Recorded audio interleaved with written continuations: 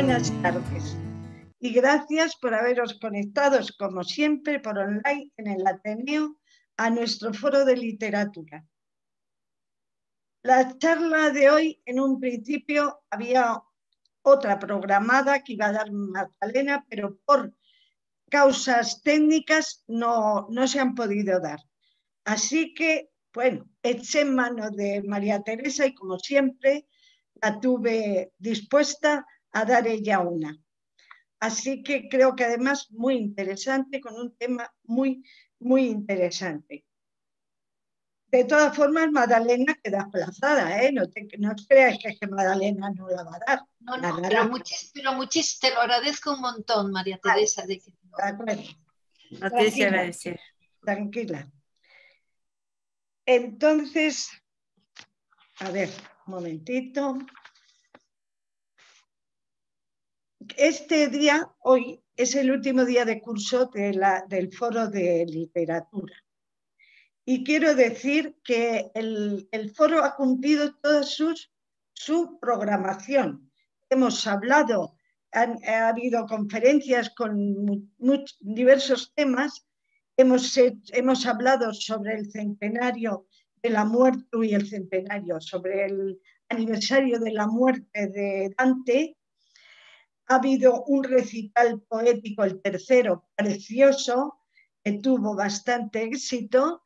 Y haremos, si Dios quiere, en diciembre el cuarto. Y, en fin, todo se ha ido cumpliendo. O sea, el programa lo hemos cumplido, con lo cual yo personalmente, y me imagino que todos estaréis súper contentos. Ya está en marcha desde septiembre a diciembre, ya está todo programado. Hemos tenido un teatro, ese teatro también nos gustó y fue muy, muy, muy interesante y muy bueno. En fin, en todo lo que os acabo de decir es que yo estoy muy, muy, muy satisfecha y muy contenta porque el programa se ha cumplido. Bueno, ahora vamos a muchísimas gracias a toda la gente que se ha conectado de México, y vamos a tener la oportunidad una vez más de que María Teresa nos hable de vuestra cultura, que por lo que estoy viendo y por lo que sé y por lo que he estudiado, es muy, muy, muy, no sé cómo decirlo ahora mismo, muy interesante. Y bueno, una cosa, el otro día nos puso una música en un programa que hubo sobre música, una música de uno de vuestros autores, una maravilla, salió todo el mundo encantadísimo. Así que ya lo sabéis, ¡viva México! Bueno, pues hoy María Teresa nos habla del indigenismo en Hispanoamérica y el bilingüismo. Hay comunidades indígenas en Hispanoamérica que continúan hablando lenguas precolombianas al margen del español que las vincula. Hispanoamérica en la actualidad es multilingüe. Existen comunidades indígenas que conservan sus lenguas autóctonas precolombinas y además del español se siguen comunicando con ellas, son bilingües. En algunos sitios alejados de la civilización, como en las selvas y las altas montañas, algunos pueblos no conocen el español, solo hablan sus dialectos. Y ahora voy a dar un resumen del currículum de María Teresa, aunque ya lo conocemos, pero como hay gente que siempre se suele conectar nueva, pues quiero que lo sepan. Licenciada en Relaciones Internacionales por la Universidad Nacional Autónoma de México. Licenciada en Ciencias Políticas y Sociales por la Universidad Complutense de Madrid. Doctora cum laude en Ciencias Políticas y Sociología por la Universidad Complutense de Madrid. Catedrática de la Universidad Nacional Autónoma de México y del Tecnológico de Monterrey. Trabajó en la iniciativa privada y también en la pública. Ha escrito en periódicos y revistas mexicanas y españolas. Ha colaborado en programas de televisión y en la radio difundiendo la cultura mexicana. Actualmente colabora con la tertulia literaria de Valdemorillo La Fuente en el Ateneo Escurialense. Muchas gracias, Maripili, por tu presentación y muchas gracias a todos los que asisten esta tarde a lo que vamos a hablar el día de hoy, que es un tema de actualidad totalmente, aunque haré referencia, obviamente, hasta al Paleolítico. O sea, desde ahí hablaremos de repente. Bueno, vamos a definir primero lo que es el concepto de indigenismo. Es la dedicación a los asuntos indígenas y la exaltación de su importancia. Es la admiración a la gente o la cultura indígena. Este es un concepto muy moderno. La idea es del siglo XX. La historia de Hispanoamérica no siempre se ha pensado en dedicar tiempo y exaltar la importancia de lo indígena, y menos aún en admirar sus culturas. El concepto, pues, se puede confundir con una idea de proteccionismo o paternalismo, y eso no es. No se trata de decir pobrecitos y protegerlos. Se trata de aceptarlos como ciudadanos de primera, valorar y respetar sus costumbres. ¿Los asimilamos o no a la sociedad moderna económicamente activa? Y además, ¿cómo lo hacemos? Pues de esto trata precisamente el indigenismo. Es un movimiento, una actitud ante una parte de la sociedad hispanoamericana que tiene costumbres y que conservan sus lenguas primitivas, a pesar de que han transcurrido más de 5 siglos de la conquista española, que impuso su lengua, su forma de gobierno, sus hábitos y su religión. Pero bueno, ¿cuándo surgió este sentimiento? Vamos a repasar un poco la historia. ¿Cuándo llegaron al continente americano sus pobladores? Aquí hay varias hipótesis respecto a las rutas que tomaron. Dicen algunos que de Oceanía pasaron a Chile y a Argentina y que por ahí comenzaron. Otras dicen que del norte de Europa los vikingos se fueron a Canadá, o sea, a Canadá en América del Norte. Y otra teoría dice que de Asia, por el estrecho de Bering a Alaska. Hay varias versiones, pero la más aceptada es que cruzaron asiáticos por el estrecho de Bering. Los restos más antiguos encontrados hasta ahora son del año 3000 a.C. ¿Y cómo estaba poblado el continente americano cuando llegó Cristóbal Colón? Bueno, pues los historiadores no se ponen mucho de acuerdo respecto a la población indígena en 1492. Algunos sitúan la marcha de estos nómadas, cazadores y recolectores hace 50.000 años, pero el caso es que no se han encontrado vestigios de hombres modernos hasta hace únicamente 20.000 años. Entonces, esos vestigios son de los procedentes de Asia Oriental, que cruzaron por el estrecho de Bering, usando un puente de tierra que entonces unía Eurasia con Alaska, y arribaron al continente americano, un territorio totalmente inhóspito, cubierto por glaciares de varios kilómetros de altura, que durante miles de años les impidieron continuar hacia el sur. Cuando lograron atravesarlos, quizás a través de algún corredor libre de hielo, o quizá por la costa, se encontraron con un nuevo paisaje, con nuevos recursos más abundantes y mejor clima, y desde ahí se expandieron por América a una velocidad sorprendente. Los restos más antiguos hallados de ocupación humana en Monteverde, en la Patagonia chilena, confirman que ya estaban allí hace por lo menos 14.400 años, porque ahí se han encontrado restos humanos. Hacia el 2500 a.C., en Sudamérica ya había importantes comunidades agrícolas, pero la civilización más antigua de la que hemos encontrado restos fue la del Caral, en el Perú. Aquí tenemos una fotografía de ella. Estas ruinas se remontan a 3.000 años antes de Cristo, o sea que tienen 5.000 años de antigüedad. Aquí hay un detalle: el Caral se encuentran a 166 kilómetros de Lima, en Perú, y que, repito, tienen 5.000 años de antigüedad. Bueno, estas son las principales culturas precolombinas.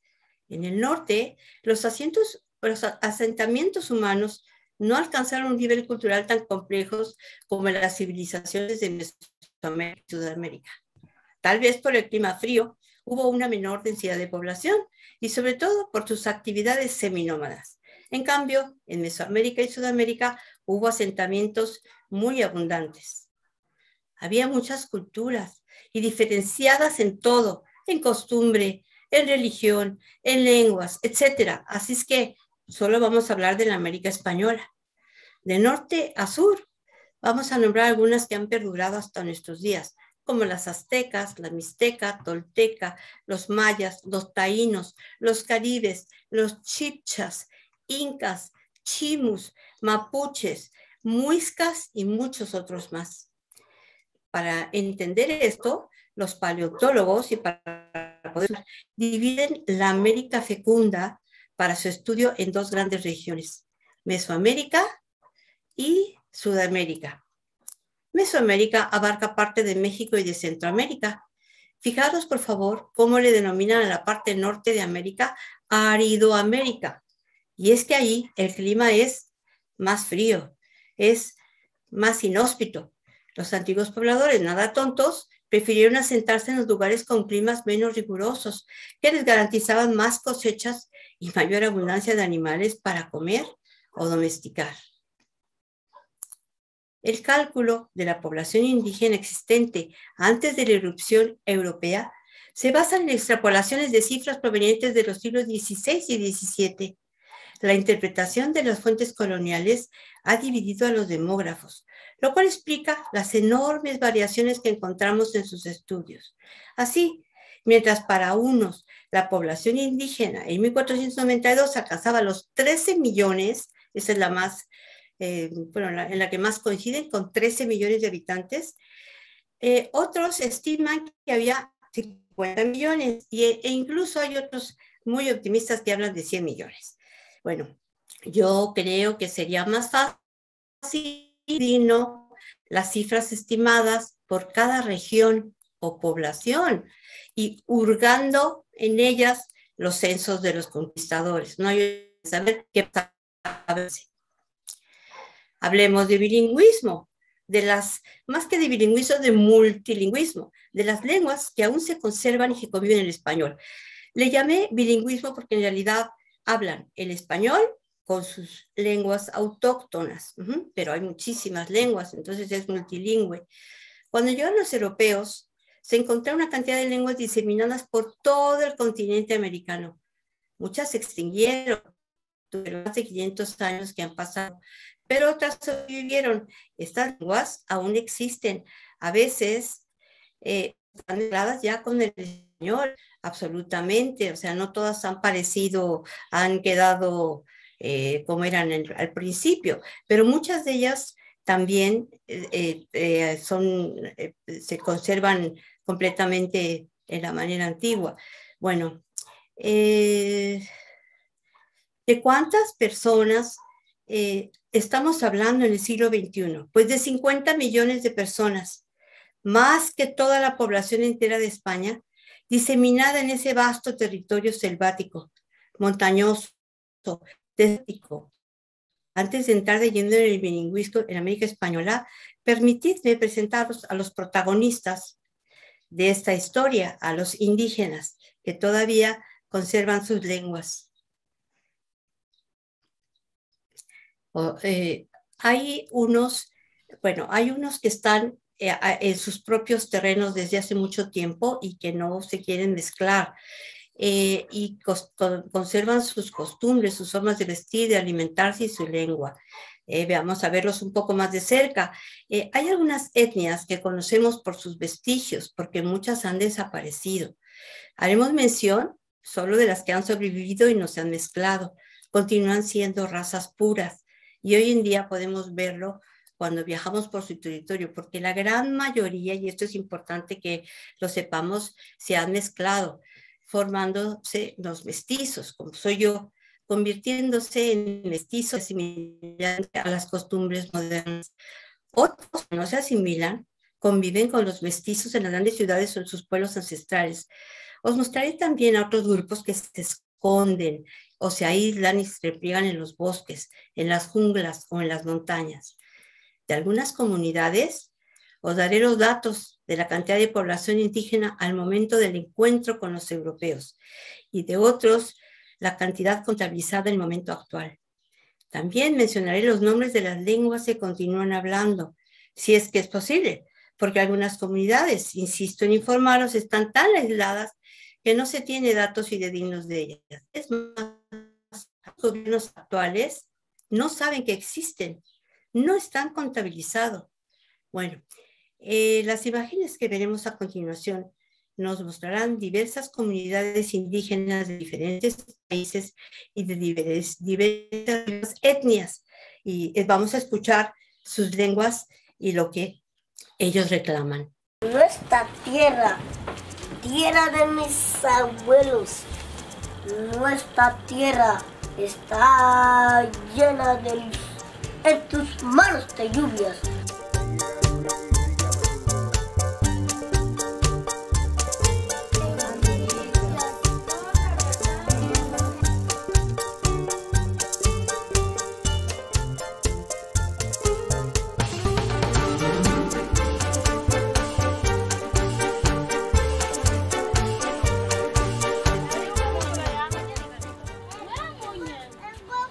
Han habido avances muy importantes, ¿sí? Han habido avances en acceso a servicios. El problema que tienen, o que todavía tenemos, es que estas mejoras, las mejoras económicas también que han habido, etcétera, siguen guardando distancia con el resto de la población. A nivel regional, ¿sí? Identificarse como indígena hace que un hogar sea 3 veces más propenso a ser pobre.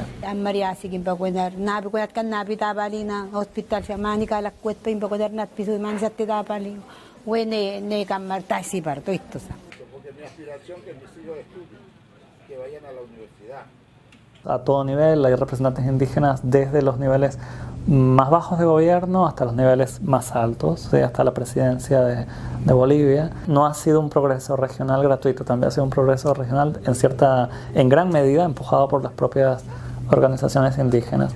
Pero estudia, pero fue a ir al colegio, pero alguna indígena fue en la facultad, pero en boca tu la que defender al pueblo. Estamos haciendo el rescate cultural sería, porque vemos que se van perdiendo algunas costumbres, el idioma, por ejemplo.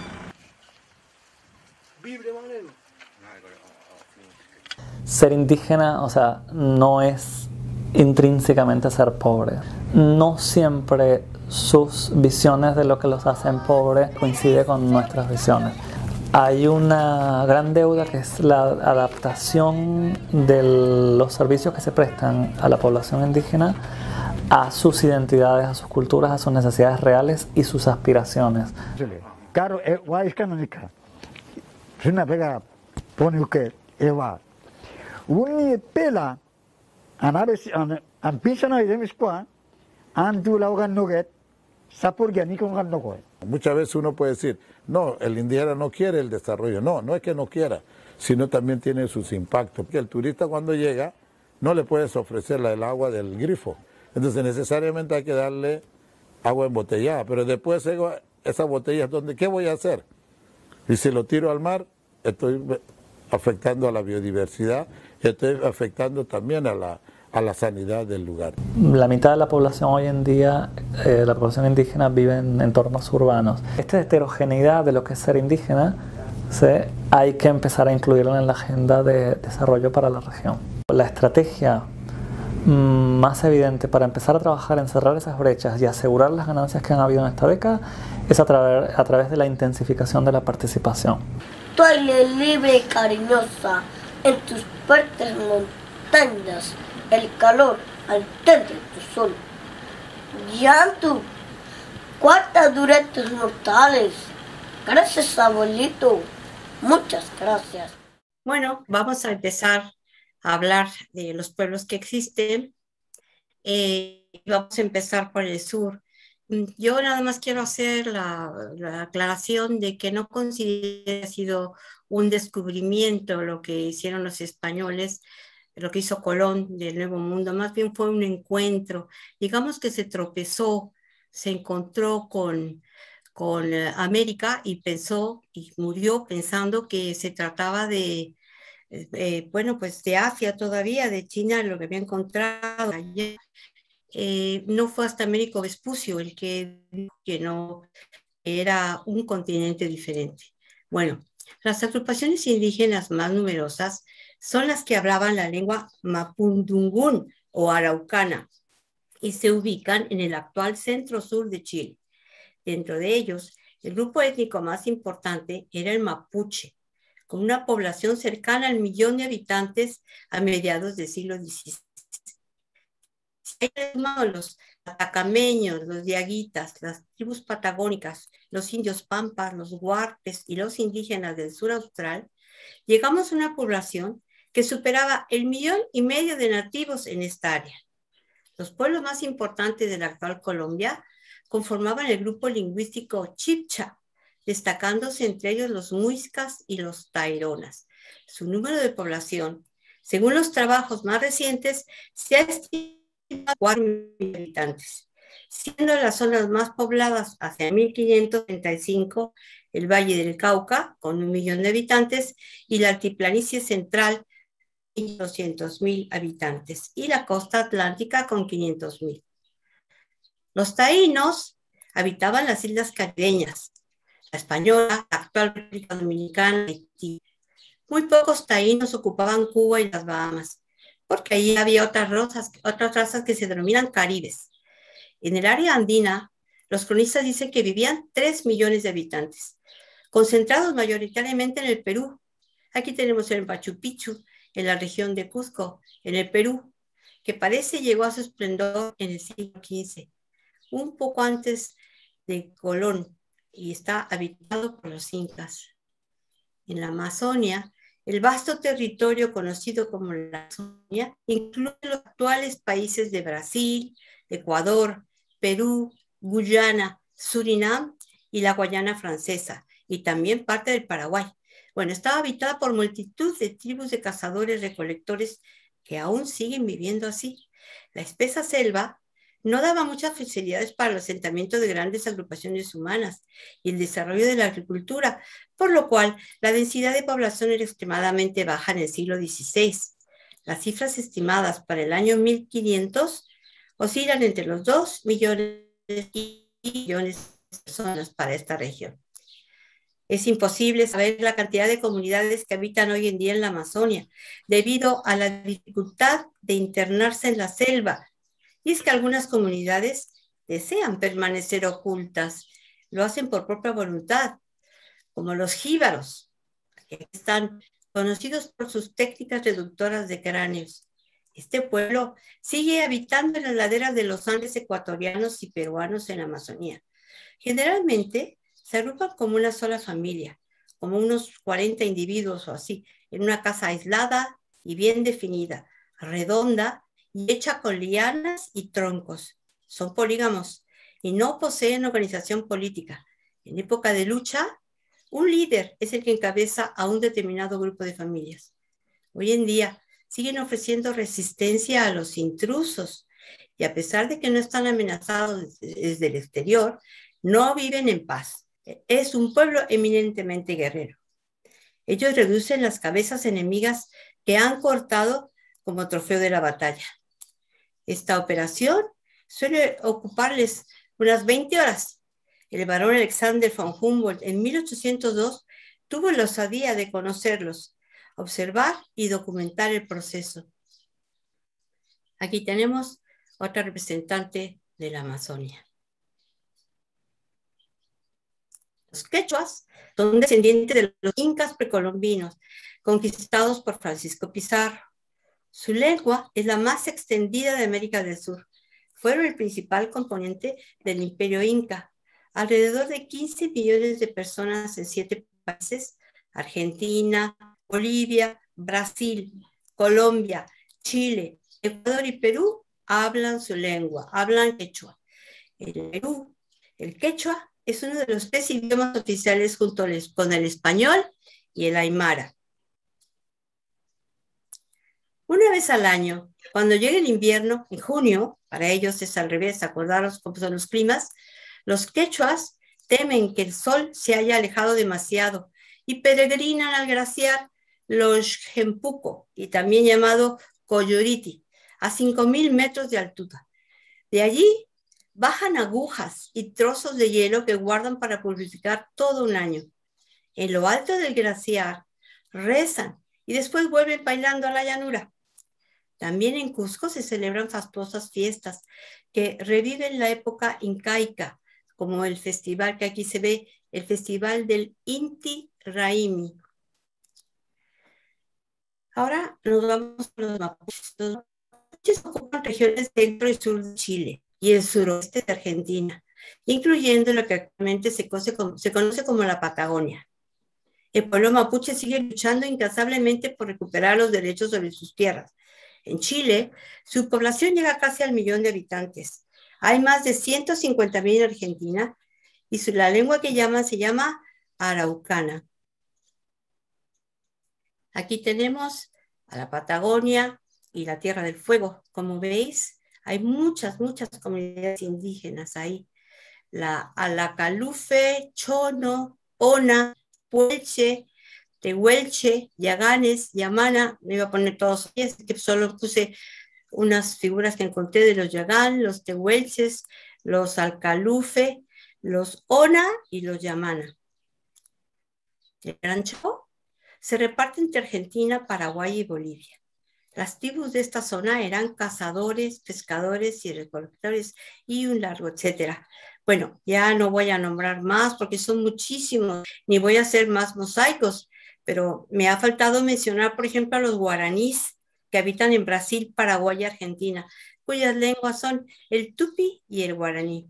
Vamos a ver un pequeño vídeo de comunidades denominadas tribus no contactadas, es decir, grupos de personas que han decidido vivir en total aislamiento, como estos que veremos, y que viven en las orillas del río Madre de Dios en la Amazonia. Este río es un afluente del Amazonas que atraviesa Perú y Bolivia. Allí vive una comunidad indígena llamada Masco Piró, que durante mucho tiempo no se sabía que existía. No están en ningún censo, ni hablan español, y constituye un verdadero quebradero de cabeza para las autoridades peruanas, porque las leyes de ellos son diferentes a las del resto de la población. Como, bueno, las imágenes hablan más que 1000 palabras, vamos a conocer a los miembros de la comunidad Masco Piró. Esta comunidad vive en el siglo XXI como si vivía en el resto del mundo hace 10.000 años, o sea, en el Paleolítico, antes de que apareciera la agricultura. Son tribus nómadas y viven en la caza y la recolección. A veces los filman con drones y a veces también se acercan algunos curiosos con cámaras, plátanos, ropa, machetes. Para poder filmarles, les lanzan pequeñas embarcaciones con todo eso, lo cual también es muy peligroso porque están expuestos a cualquier enfermedad viral al no estar inmunizados. Una simple gripe puede matarlos. Es imposible contactarlos. Esgrimen sus flechas ante cualquier extraño.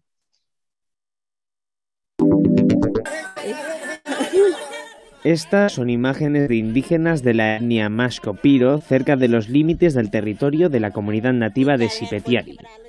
El viernes, este mismo grupo mató a un hombre de un flechazo en esta comunidad de la región Madre Dios, en la selva sur de Perú, tras ingresar en una granja y a los nativos que se encontraron en su camino.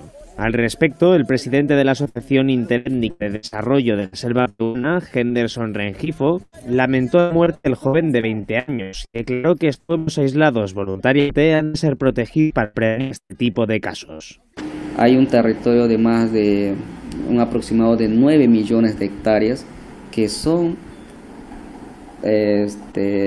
territorios donde habitan pueblos no contactados. Por eso lo que nosotros exigimos al gobierno peruano, una demanda para la protección de estos territorios. Rengifo añadió que a estos grupos no se les puede atraer a ser contactados a la fuerza y que si ellos han decidido vivir con esa autonomía que tienen, deben continuar hasta que ellos lo decidan. El Ministerio de Cultura había asignado de manera permanente agentes de protección y especialistas debido a las alertas presentadas por los nativos de Sipetiari ante los repetidos avistamientos de Masco Piro, y lamentó que, pese a los esfuerzos desplegados, no fue posible evitar lo ocurrido el 1 de mayo. Bueno, ya vimos algunas comunidades que, como decía, viven como hace 10.000 años, como era en el Paleolítico. No cultivan y tampoco tienen ganado, o sea, no, son recolectores y tienen flechas envenenadas y cazan. Vimos algunas comunidades del Cono Sur y ahora quiero que nos vayamos al otro lado, al norte del continente americano.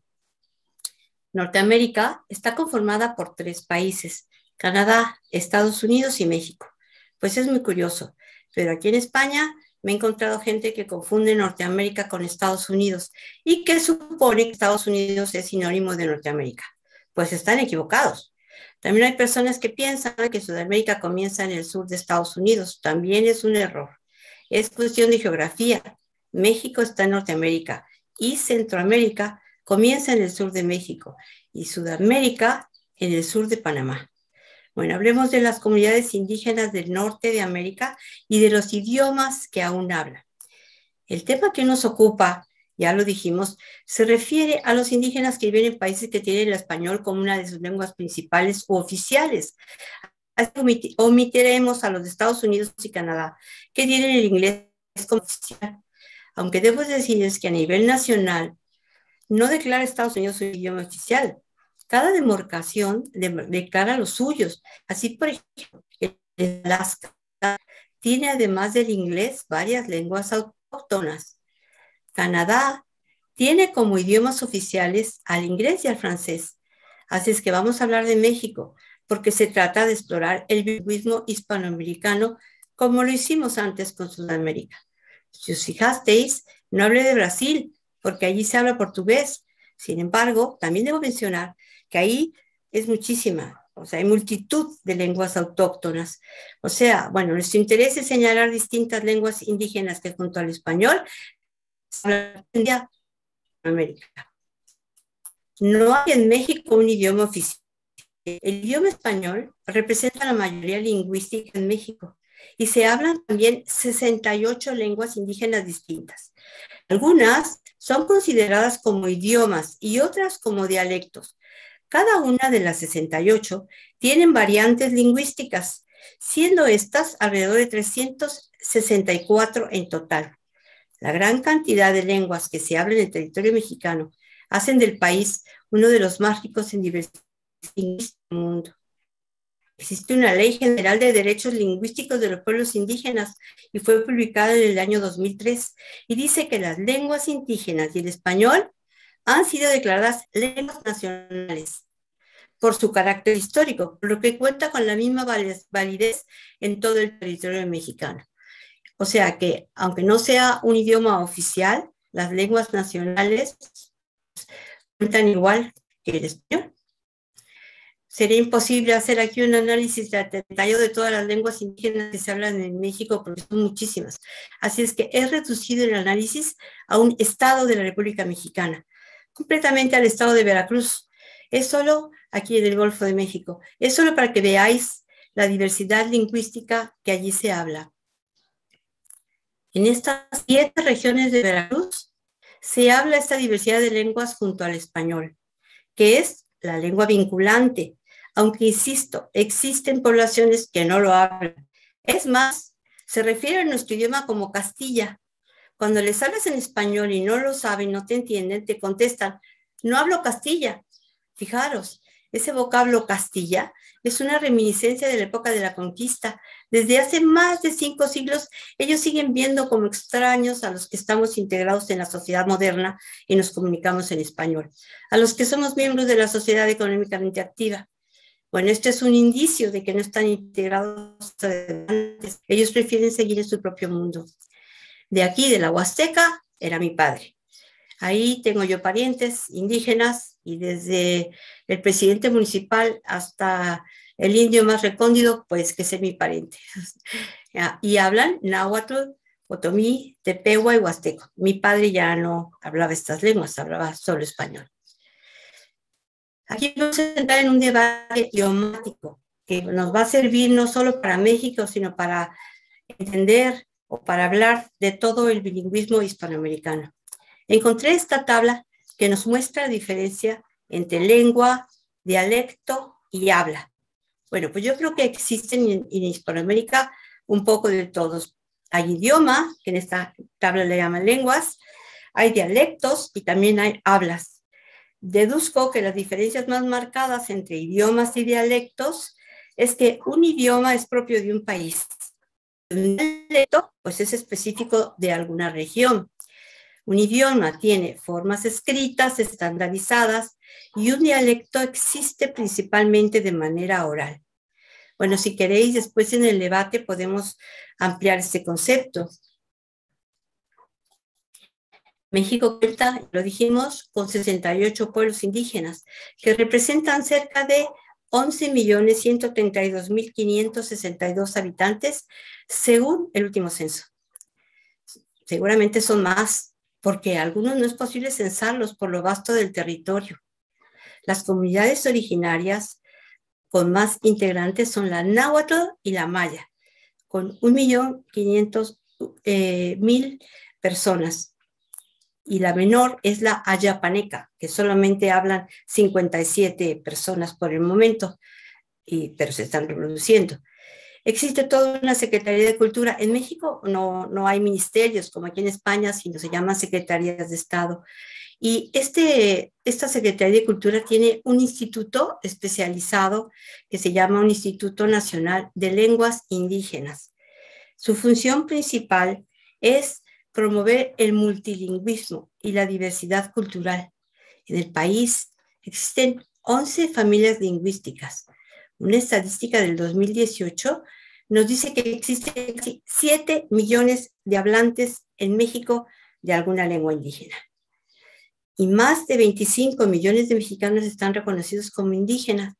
Bueno, somos 120, o sea, casi una quinta parte de mexicanos son indígenas. Repito lo que antes ya señalé en México. El náhuatl es la más hablada y la segunda es la lengua maya. Ahora sí hablaremos de indigenismo en Hispanoamérica. En la historia de la América Española, no siempre se ha pensado en dedicar tiempo y en exaltar la importancia de lo indígena, menos en la cultura nacional. Ya lo dije, durante la conquista y la colonia, las autoridades promovieron que todos los habitantes hablaran el español, así como deseaban que se volvieran católicos y se vistieran como ellos y adoptaran sus costumbres. Bueno, durante las independencias en el siglo XIX, se ocuparon de cuestiones políticas, ya bastante tenían con organizarse y defenderse de los intentos de reconquista de España o del interés de potencias extranjeras, como los Estados Unidos, que en su afán expansionista pretendía anexarse la mayor parte de la República Mexicana. De hecho, en 1848 perdimos parte del territorio heredado de la Nueva España. También tuvimos que defendernos de la invasión francesa.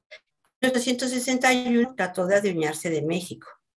Napoleón III impuso soberanos títeres, Maximiliano y Carlota. Los pobres acabaron el fusilado y Carlota loca en Europa. No es hasta mediados del siglo XX que han empezado a ocuparse de los ciudadanos indígenas. Cada país de todo Hispanoamérica, cada país de diferente medida y de diferentes formas, no todo se ha comportado igual ni le presta atención. El concepto se puede confundir con la idea de proteccionismo o paternalismo y eso no es. No se trata de decir pobrecitos y protegerlos, se trata de aceptarlos como ciudadanos de primera y valorar y respetar esas costumbres. Es más, adularlas, pero y entonces, y encorajarlas, pues hacer que se vuelvan más y que continúen y que no se pierdan. Pero entonces, ¿los asimilamos o no a la sociedad económicamente activa? Y además, ¿cómo lo vamos a hacer? Bueno, pues de eso se trata precisamente el indigenismo. Es un movimiento, es una actitud ante una parte de la sociedad que se diferencia por sus rasgos físicos, su manera de vestir, su lengua y sus costumbres. El debate que se plantea no es sencillo. ¿Los protegemos? Que no son niños ni minusválidos, son hombres y mujeres como nosotros, que no se han mezclado y por ello tienen fisonomías distintas a los demás. Fisonomías autóctonas. Entonces, ¿los dejamos que sigan viviendo aislados como los que acabamos de ver allí en el Perú? Bueno, eso conlleva que no se integren en la sociedad económicamente activa también. Significa que no van a producir bienes para el resto de la sociedad, para todos los demás. Ni paguen impuestos, ni lleven a sus hijos a los colegios, ni acaten las leyes, que es más grave. Bueno, o el debate continúa, los obligamos a salir de su mundo de una oreja, los arrastramos hacia nuestro capitalismo, los obligamos a dejar sus taparrabos y les obligamos a ponerse un traje y nada de adornarse con plumas, ni ser polígamos. Les prohibimos que hablen sus lenguas, los arrastramos a nuestra sociedad consumista. La mayoría de países ha optado por respetar sus costumbres, sus religiones y sus lenguas. Y quiere convivir con ellos como iguales. Insisto, no todos los países de Hispanoamérica ahora en el siglo XXI lo hacen de la misma forma. Algunos optan incluso por ignorarlos y dan el tema por perdido. Los intelectuales, junto con los gobiernos americanos, se han sentado en mesas de negociaciones desde hace mucho para plantear la situación. Se han organizado reuniones, congresos, reuniones internacionales. En algunos países, los mismos indígenas han reivindicado sus derechos a no ser tratados como ciudadanos de segunda. Se trata de aceptarlos como ciudadanos de primera, de aceptarlos y de sus costumbres, pero volvemos a lo mismo, los asimilamos o no a la sociedad económicamente activa, o los dejamos que vivan su vida en libertad. Esto es precisamente el indigenismo, es todo un movimiento, es una actitud ante una parte de la sociedad que en algunas partes es muy grande y que no es semejante al resto. Ha habido muchísimas conferencias interamericanas para tomar decisiones comunes y definir el concepto.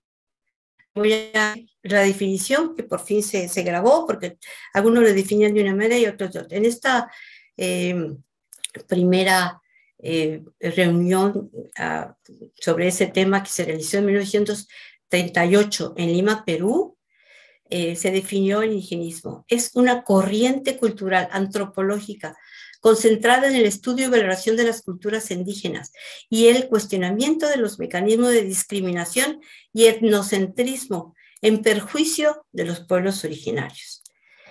Esta se hizo bajo los auspicios de la Unión Panamericana, que es el antecedente principal a lo que es hoy la Organización de los Estados Americanos, que pertenece a las Naciones Unidas. En México se celebró el primer Congreso Indigenista Interamericano en abril de 1940. Aquí hay una foto del presidente Lázaro Cárdenas. Os parecerá familiar porque se ha hablado mucho de él, porque es el que ayudó a todos los republicanos que se exiliaron aquí a México en la Guerra Civil Española. Este gobernante para nosotros fue muy importante, este presidente, lo queremos mucho los mexicanos. Él creó un instituto indigenista interamericano que ha derivado en varios institutos indigenistas nacionales y fue la primera de varias reuniones que se celebraron posteriormente en diferentes países. Fue una reunión trascendental en la historia del indigenismo americano y en los dos tratados internacionales sobre la población indígena. Y es que quiero recordaros que la historia del encuentro del mundo europeo con el mundo americano no fue igual en todos lados. La política respecto a los habitantes del Nuevo Mundo no fue lo mismo en todas partes. Que hoy se llaman Estados Unidos, la política fue de exterminio o confinamiento a los aborígenes, a los dueños, hasta ese momento del territorio. Ya lo sabemos, los masacraron o los metieron en reservas. En cambio, la política de España y de Portugal fue la de ganar adeptos a su religión y costumbres. Fue de asimilación, no de eliminación. Se hablaba de hermanos, pueblos hermanos. Ahora, en el siglo XXI, tanto Estados Unidos como Canadá han rectificado esas políticas pues tan duras. Y nosotros, los latinoamericanos, que queremos respetarlos absolutamente, y vamos más allá porque deseamos encumbrar y fomentar sus lenguas y sus tradiciones, sus costumbres, porque estamos muy orgullosos de ellos, de ahí descendemos, no lo vamos a negar de ninguna manera. Bien, se siguen celebrando congresos cuyo tema son los indígenas, su marginación, la pérdida de su hábitat, sobre todo eso. Sabemos que la tala de bosques es una de las principales actividades que las afectan, la discriminación que sufren al pretender integrarse a la sociedad y otros aspectos de su vida diaria. Bueno, yo les cuento cómo está el tema en México porque es el tema que yo conozco. Como ya mencioné, al margen de las decisiones interamericanas, cada país tiene sus protocolos de acción. México tiene una ley general de derechos lingüísticos de los pueblos indígenas. Fue publicada en el Diario Oficial de la Federación el 13 de marzo del 2003 y la última reforma a favor de ellos fue en el 2018. Ya comentamos que algunas comunidades desean mantener sus costumbres.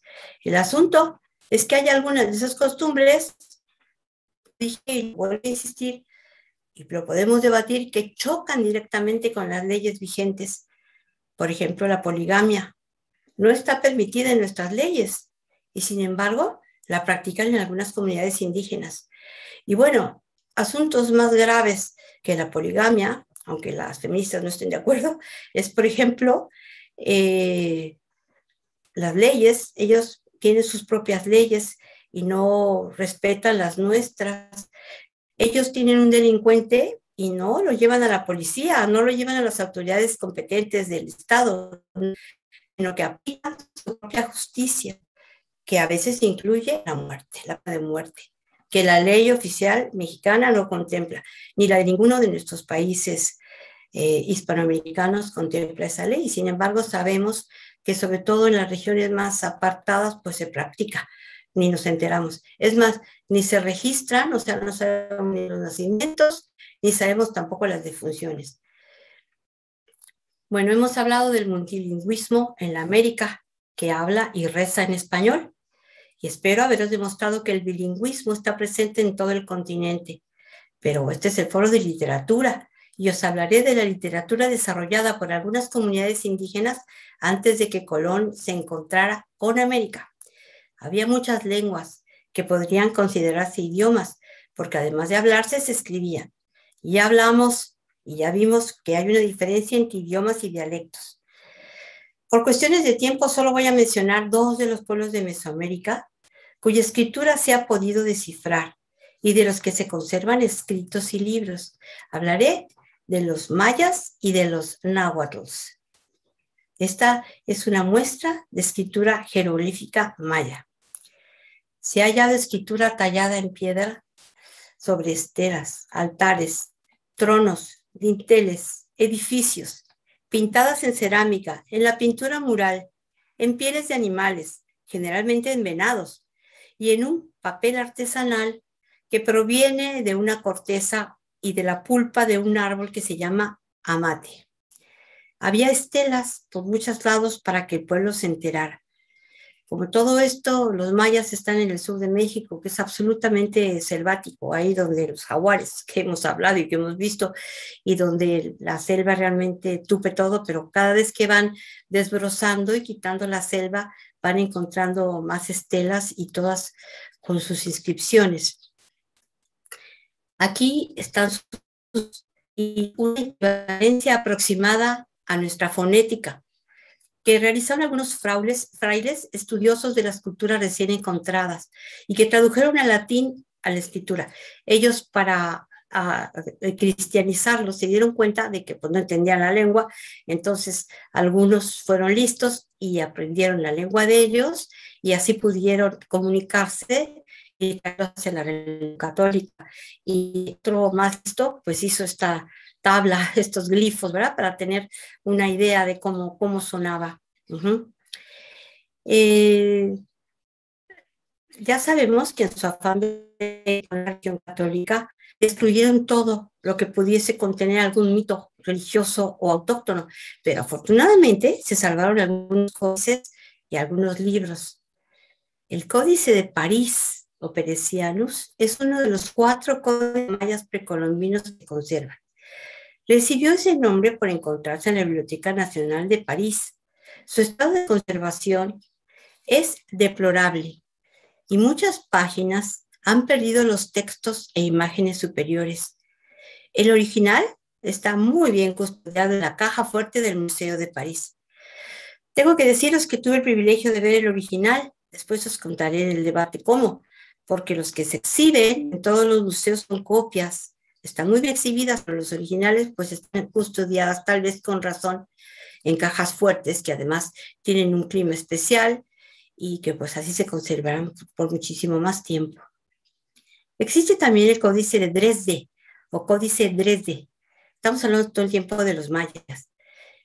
También conocido como Codex Dresdenis. Es un libro de los mayas que data del siglo XI o XII. Se cree que este libro, o Códice Maya, es la copia de un texto original que los precede de unos 300 o 400 años atrás. Aquí podéis apreciar la numeración maya. Un punto es 1 y una raya es 5. Una raya y un punto arriba es el 6. 2 rayas son 10 y así sucesivamente. Os recuerdo que los mayas tenían un calendario pues mucho más avanzado que se manejaba, que el gregoriano que se manejaba, y era un calendario lunar y que tenían observatorios y funcionaban de maravilla para sus cosechas con ese calendario lunar, eran muy avanzados en el tema de matemáticas y todo eso. El códice corta, ¿no? Estuvo dividido en 2 partes desde muy temprano en su historia europea y por lo tanto viajó a través de caminos diferentes en Europa, hasta que en 1880 el francés León de Rosny dedujo que las 2 partes eran un solo códice. El original está custodiado también, aquí, en el Museo de las Américas de Madrid, pero se exhibe una copia bastante en el Museo de las Américas de Moncloa. Yo os insto a verlo, os invito a gozarlo, está en la planta más alta y la verdad es que sus colores y todo, pues... Luego tenemos el Códice Maya de México, también llamado Códice Grolier.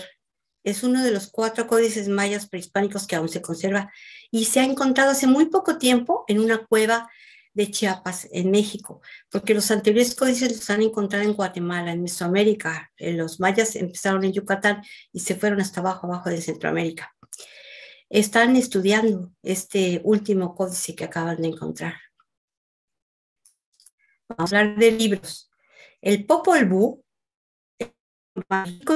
Antigua y Cultura, fue escrito en el idioma quiché, la lengua de estos pueblos. Su autor, o los autores, narraron en sus páginas la creación de la humanidad y las acciones y decisiones de los dioses. Los mayas eran politeístas. También relatan el origen y la historia de los quichés, además de la cronología de los reyes hasta el año 1550. Es un registro rico en mitología e historia, que se considera a la altura de grandes joyas de la literatura como la Ramayana hindú o la Ilíada y la Odisea griega. El libro, de un gran valor histórico y espiritual, ha sido llamado el libro sagrado de los mayas, también conocido como el libro del consejo. Es un libro que atesora gran parte de la sabiduría y muchas de las tradiciones de la cultura maya. Fray Francisco, un colonizador de Mesoamérica, en lo que es Guatemala, transcribió y tradujo el texto con unas paralelas de maya, o quiché y español. Y más tarde elaboró una versión en prosa que ocupa los primeros 40 capítulos del primer tomo de un libro muy importante para conocer la historia de los mayas, que se llama Historia de la provincia de Santo Vicente de Chiapas y Guatemala. Y esto lo empezó a escribir en 1715. Aquí dice, empiezan las historias del origen de los indios de esta provincia de Guatemala. Traducido, fijaros cómo se escribía antes el castellano, cómo lo escribían pues de una manera diferente a como hoy lo hablamos. traducido de la lengua quiché en la castellana para más comodidad de los ministros del Evangelio, y por el reverendo padre franciscano Francisco Jiménez Cebé, doctrinero del Patrimonio del Pueblo de Santo Tomás, Chula. No sería justo dejar de mencionar otro de los grandes libros de los mayas, el Chilam Balam. Significa brujo, mago o jaguar. Por lo tanto, el Chilam Balam se puede traducir como boca del brujo, boca del jaguar, boca del dios jaguar, sacerdote brujo, sacerdote jaguar o sacerdote del dios jaguar. Tiene este libro también, el Chilam Balam, un importante contenido mítico y profético que resulta algo complicado, ya que los mayas relataban predicciones y futuras utilizando un lenguaje metafórico y confuso que hacía que su comprensión fuera difícil para nosotros, porque ellos seguramente lo entendían. Bueno, ahora escucharéis una poesía pequeñita, pero muy emotiva en náhuatl. Ya nos vamos a dejar a los mayas y nos vamos a ver la otra lengua, que es la del náhuatl. Ya escucharéis que es una lengua muy dulce. Tiene traducción en español, por eso escogí esto, y fue escrita en el siglo XV, a principios del siglo XV, antes del encuentro con el Nuevo Mundo.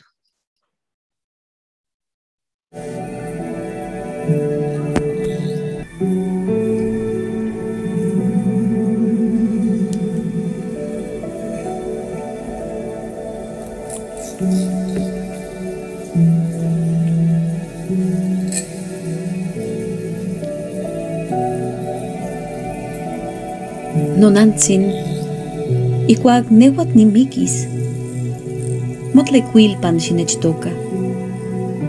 Iwan ikuak tías titlaxkalchiwas, ompa nopampa xikchoka. Iwan intlaahka mitztlahtlanis, nonantzin tleika tichoka. Xignankili. Xoxowik inkuawik, iwan sesenka popoka nech chokchoktia. Madre mía, cuando yo muera, entiérrame junto a tu hoguera. Y cuando vayas a hacer tus tortillas, allí llora por mí. Y si alguien te pregunta, madre mía, ¿por qué lloras? Contéstale, está muy verde la leña y tanto humo me hace llorar.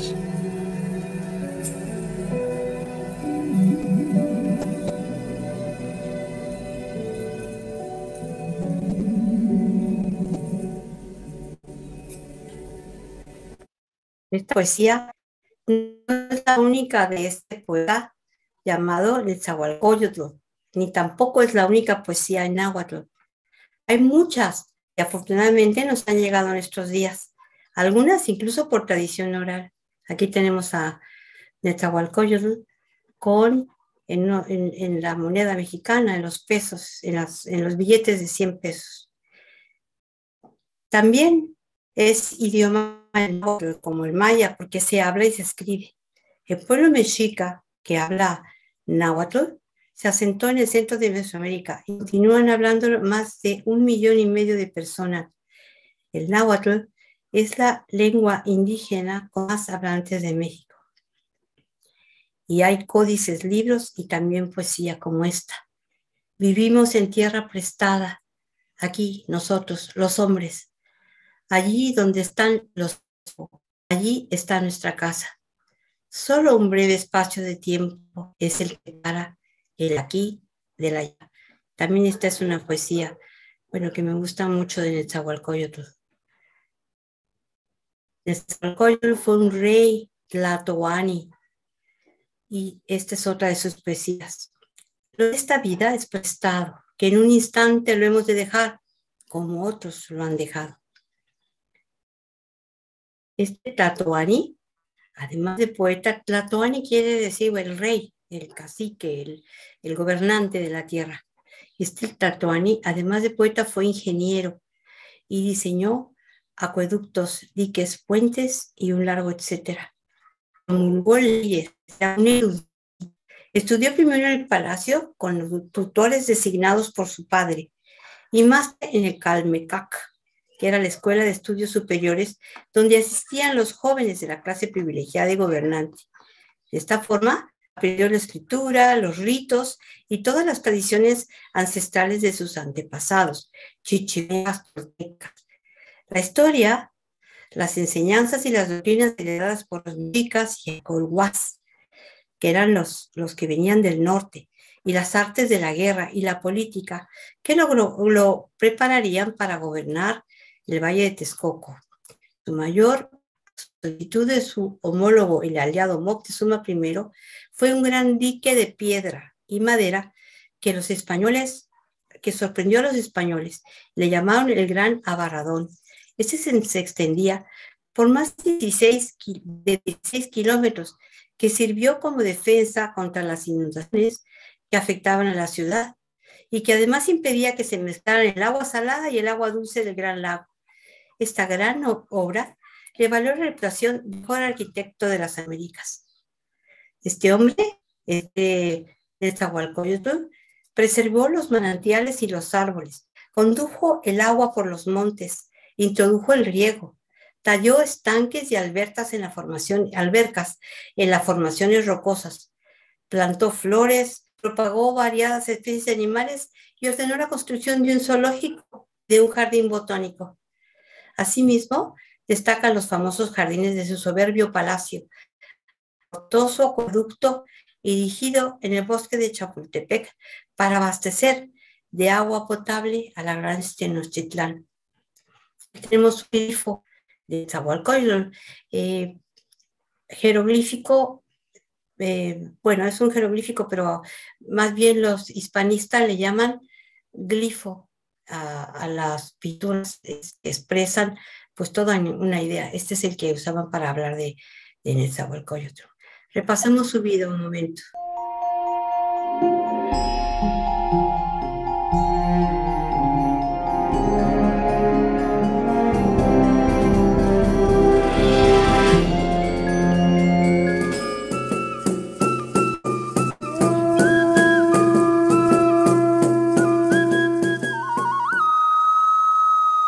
No acabarán mis flores, no cesarán mis cantos. Yo, cantor, lo elevo, se reparten, se esparcen. Aun cuando las flores se marchitan y amarillecen, serán llevadas allá, al interior de la casa del ave de plumas de oro.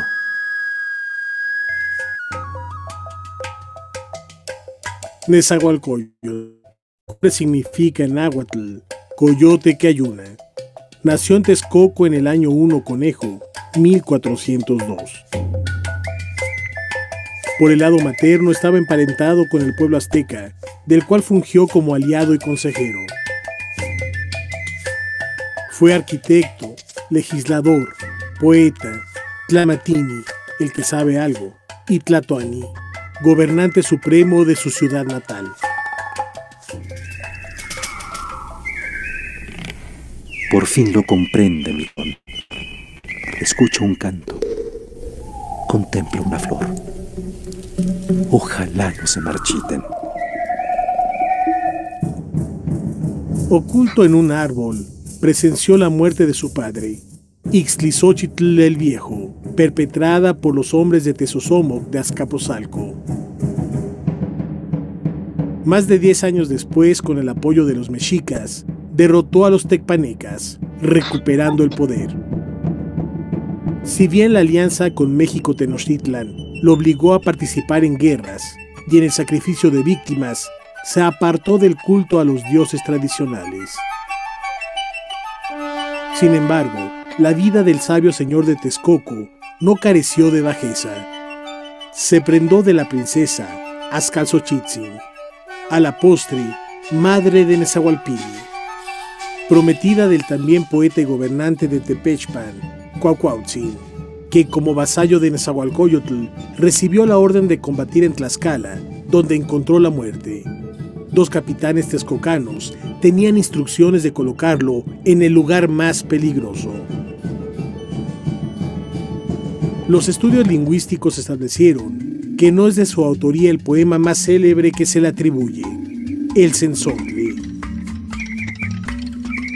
Amo el canto del cenzontle, pájaro de 400 voces. Amo el color del jade y el enervante perfume de las flores. Pero amo más a mi hermano, el hombre. El rey poeta murió en el año 6 pedernal, 1472. Yo, Nezahualcóyotl, lo pregunto. ¿Acaso de veras se vive con raíz en la tierra? No para siempre en la tierra, solo un poco aquí. Aunque sea de jade se quiebra, aunque sea de oro se rompe, aunque sea plumaje de quetzal se desgarra. No para siempre en la tierra, solo un poco aquí.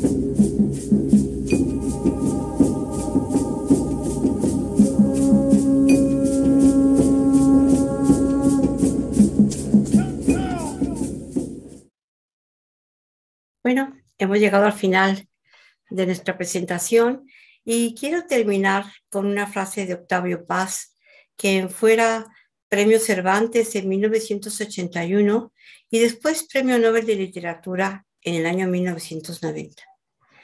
Lo que escribió en su Laberinto de la Soledad, que es uno de sus libros más célebres, lo dijo refiriéndose a México, pero bueno, yo lo voy a extender a la América Española, a la segunda hispanidad.